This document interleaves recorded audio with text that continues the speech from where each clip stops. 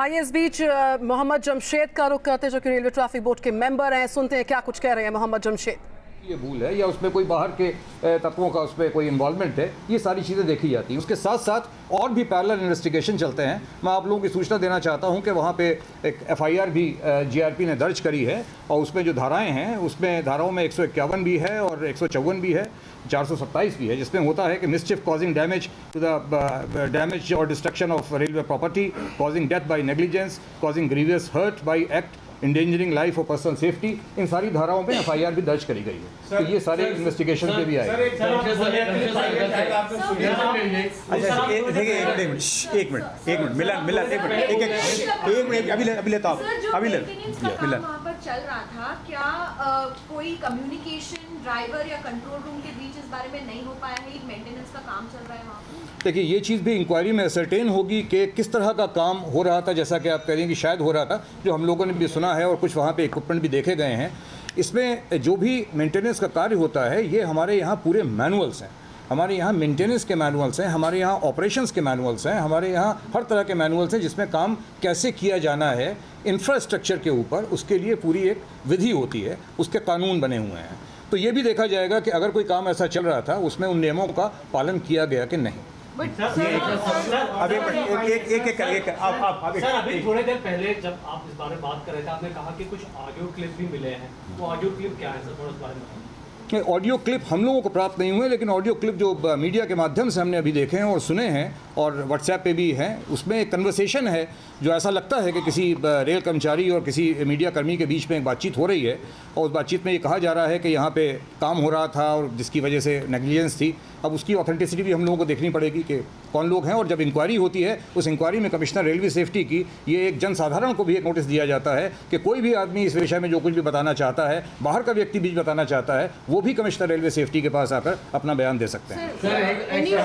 एक मिनट कि 2 महीने पहले भी इसी ट्रैक के ऊपर एक राधेश्याम व्यक्ति ने भी एक बड़े हादसे को होते डाला। क्या रेलवे प्रशासन ने उससे सीख नहीं ली, सबक नहीं ली? उसी ट्रैक पे 2 महीने पहले भी जब हुआ था, जब वहाँ पे वो ट्रैक टूटा हुआ अलग हुआ मिला था, तब उसने भागते हुए जो है ट्रेन के सामने और लाल कपड़ा दिखा के उसने किया था। तो उसके लिहाज से भी क्या सीख नहीं ली, सबक नहीं लिएगा? कितना बड़ा हादसा हो सकता है?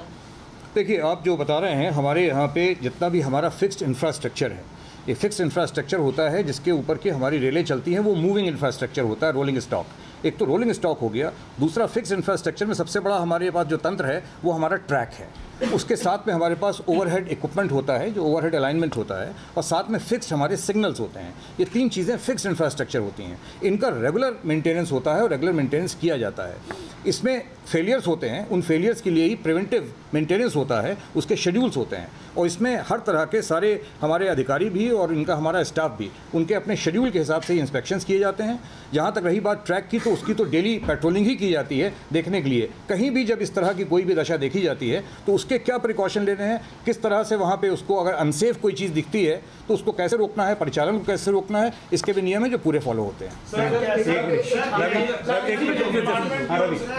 डिपार्टमेंट की ओर से क्या कोई ब्लॉक आप लोगों से मांगा गया था या डिपार्टमेंट से मांगा गया था वहाँ काम करने के लिए या नहीं?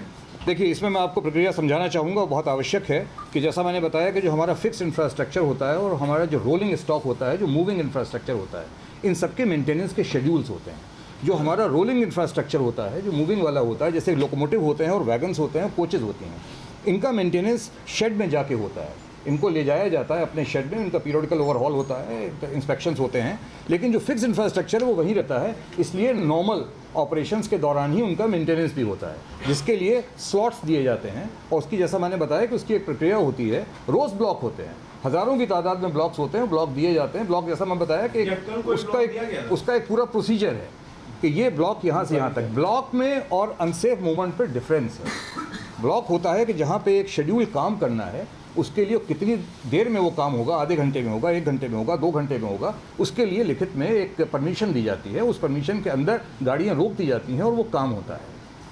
कभी ऐसी स्थिति आती है जैसे इन्होंने बताया कि अचानक कहीं देखा गया कि कोई चीज़ ऐसी है, कोई चीज़ ट्रैक पे आ गई है, कोई चीज़ पड़ी हुई है, कोई इक्विपमेंट में कोई गड़बड़ी हो गई, दूसरे को देखने में लग रहा है कि कहीं से डैमेज हो गया है, या कोई एक रेल में दिख रहा है कोई कमी आ गई है, या कोई फ्रैक्चर हो गया है, ऐसी सिचुएशन में जैसी ये बात नोटिस करी जाती है तो वो एक इमरजेंसी होती है। उस इमरजेंसी में रेड फ्लैग लगा के और देख के दूसरे प्रिकॉशंस लेके गाड़ियों का परिचालन रोका जाता है।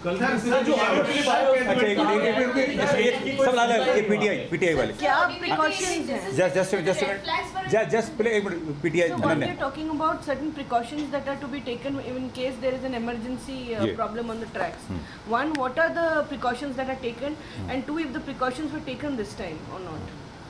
देखिए, इस केस पे जैसा मैंने बताया, कमिश्नर रेलवे सेफ्टी वैसे तो इसका इन्वेस्टिगेशन करेंगे, लेकिन प्राइमा फेसी जिसको हम लोग कहते हैं, प्राइमा फेसी ऐसी इन्फॉर्मेशन है कि वहाँ पे ट्रैक के ऊपर कुछ काम था, एक जिम्मेदारी बनती है, और डिविजनल लेवल के ऊपर वर्क अगर ऐसा लगता है कि कुछ प्रिकॉशंस लिए बगैर किया जा रहा था, तो इसके बारे में जैसा मैंने आपको बताया कि आज शाम तक ही हम लोग उसके बारे में प्राइमा फेसी कॉज जैसी असरटेन हो जाती है, इसके ऊपर कड़ी कार्रवाई की जाएगी अगर इसमें हम लोगों को मालूम चलता है कि कुछ हमारा स्टाफ ने इसमें फेलियर हुआ है। What is the procedure, sir? In an emergency situation, any maintenance work, what is the procedure? Obviously, it can't be a long drawn out process. Yeah, that's right. So what is the process? देखिए, process ये है कि जब भी maintenance work होता है, अक्सर ऐसा होता है कि हमारे यहाँ जैसे कि ट्रेनें भी चल रही हैं, लोकोमोटिव में भी जो हमारे लोको पायलट्स होते हैं वो कोई चीज़ अगर अनयूजुअल डिटेक्ट करते हैं, वो आने के बाद वो सूचना देते हैं अगले स्टेशन को। उसके बाद ये होता है कि अगर उनको लगता है कि ट्रैक में उनको कोई जर्क मिला है, इस तरह की चीज़ हुई है, तो पीछे वाली गाड़ियों को रोक के उसमें फिर हम लोग अपने सुपरवाइजर्स को और अपने स्टाफ को बैठाते हैं। वो ट्रेन रुकने के बाद वहाँ तक आती है, वहाँ रुकने के बाद उसका मुआयना किया जाता है, मुआयना करके उस पर रिपेयर होती है, रिपेयर करने के बाद गाड़ी को स्पीड रिस्ट्रिक्टेड स्पीड से परमिट किया जाता है चलने के लिए। लेकिन कभी जैसे कि लेवल क्रॉसिंग गेट के ऊपर सडनली लेवल क्रॉसिंग गेट के ऊपर कोई गाड़ी आ गई और फंसी हुई है, और उस टाइम पे एक ट्रेन भी उधर से आने वाली है, अनमैन्ड लेवल क्रॉसिंग है, किसी ने देख लिया है, तो फिर उसमें एक रेड फ्लैग जो होता है, वो रेड फ्लैग लेके और ट्रेन जिस तरफ से आने वाली है उस तरफ दिखाया जाता है ताकि एक इंडिकेशन मिल जाए। ठीक है, आप एक मिनट लास्ट अब लेते हैं आपसे घायलों को लेकर के बहुत अलग अलग आंकड़े आ रहे हैं। यूपी की तरफ से जो कहा जा रहा है वो 150 से ऊपर है। संदीप बालियान जो केंद्रीय मंत्री है वो कह रहे हैं कि 200 से ज़्यादा है, क्योंकि लोकल है, अलग अलग हॉस्पिटल से आंकड़े उन्होंने कहा कि 200 से ज़्यादा, आप कह रहे हैं 92, कुछ पहले 97 का आंकड़ा आया था रेलवे की तरफ से, तो ये क्या आंकड़ा? आप कह रहे हैं कि 20 लोगों की डेथ हुई है, मतलब 21 था। हम आपको बताना चाहेंगे इन आंकड़ों में, और क्योंकि कल हम लोग साइट पे भी गए थे, माननीय मंत्री जी के साथ मैं भी वहाँ था, हम लोगों ने अलग अलग हॉस्पिटल्स में जाने के बाद हमारे वहाँ के सारे हॉस्पिटल्स में एक एक हम लोगों ने कमर्शियल अधिकारी और एक एक हम लोगों ने अपना रेलवे का डॉक्टर उनको भी रखा था पैरेलल में, और हम लोग ये पूरी एक लिस्ट बनाते हैं, हर एक के टिकट की डिटेल्स लेते हैं, उसके बाद एसरटेन करते हैं। इसमें थोड़ा समय लगता है हर जगह जाके, उसके हिसाब से जो फाइनल आंकड़े हमारे पास हैं, हमारे जो डीजी हेल्थ सर्विसेज होते हैं ये पूरा एसरटेन करते हैं। वो भी कल रात में वहाँ पहुँच गए थे, जाने के बाद वो फिर वो एक लिस्ट बनती है कि रेल यात्री घायल कितने हुए हैं। उसके हिसाब से मैं आपको बताना चाहूँगा कि हमारे पास 92 हमारी फाइनल फिगर है, जिसमें से 22 लोग जो हैं ग्रीवस इंजर्ड हुए हैं और 70 लोग सिंपल इंजर्ड हुए हैं और 20 लोगों की दुखद दुर्घटना हुई, वो मौत हुई। डेटा अलग है, 97 में 26 जो है तो गंभीर रूप से घायल है, तो इस तरह का मैनिपुलेशन या इस तरह का फ्लक्चुएशन कैसे आ रहा है डेटा में? देखिए, इसमें जितने लोग भी घायल हैं, जैसा कि मैंने आपको बताया, चाहे जिस अवस्था में हो, जो भी यात्री है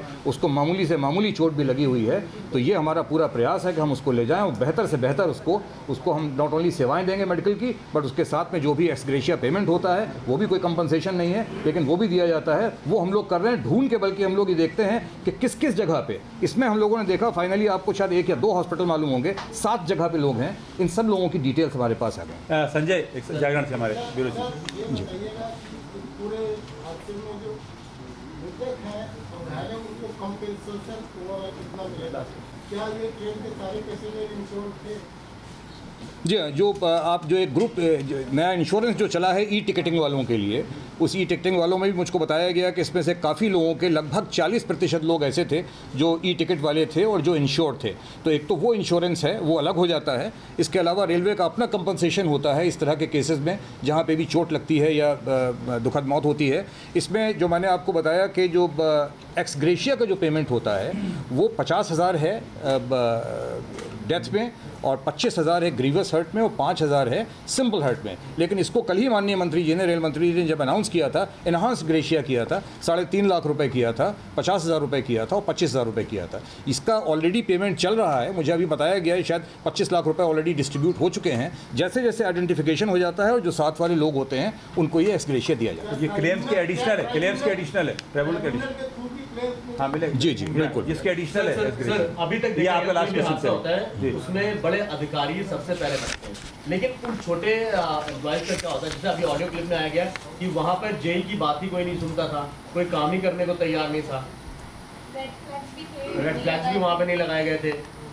देखिए जो भी जिम्मेदारी होगी और जो भी लापरवाही अगर हमारे अभी जैसा कि प्राइमा फेसी मैंने आपको बताया है उसके ऊपर भी हम लोग ऑलरेडी इसको देख रहे हैं। जोनल रेलवे को निर्देश दिए जा चुके हैं, जनरल मैनेजर मौके पर खुद मौजूद हैं, वो भी सिचुएशन को असेस करने के बाद किन लोगों की जिम्मेदारी बनती है डिवीजनल स्तर के ऊपर वो हम लोगों को बताएंगे और आज शाम तक ही हम आपको सूचित कर पाएंगे कि हम लोगों ने क्या कार्रवाई करी है। किसी भी तरह की कड़ी से कड़ी कार्रवाई की जाएगी, कोई भी आदमी जो इस पर जिम्मेदार पाया जाएगा।